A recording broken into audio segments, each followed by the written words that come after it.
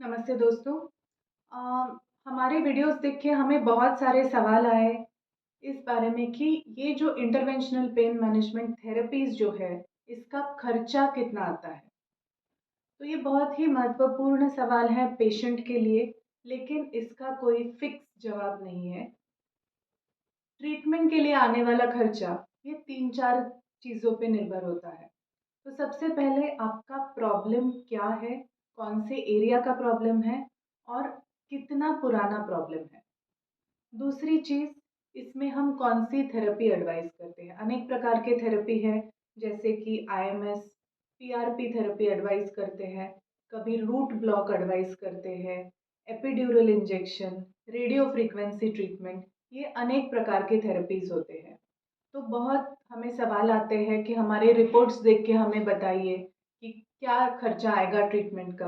तो ये बताना मुश्किल है क्योंकि सिर्फ रिपोर्ट पे नहीं बल्कि पेशेंट की कंडीशन देख के, पेशेंट की उम्र देख के और पेशेंट को कितने सेशंस लगने वाले हैं इस पे खर्चा निर्भर करता है।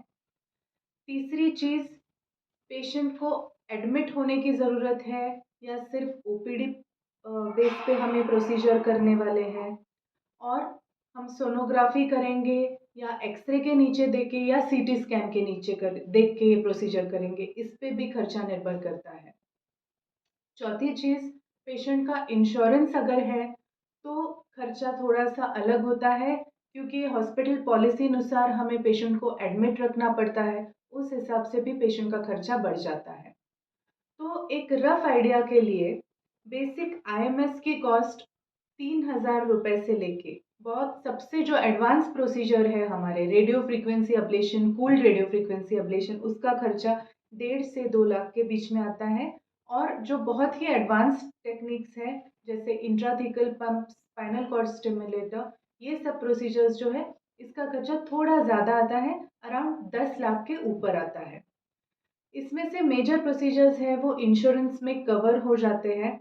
इसके लिए हम कैशलेस फैसिलिटी भी होती है या फिर रीइम्बर्स हो जाता है।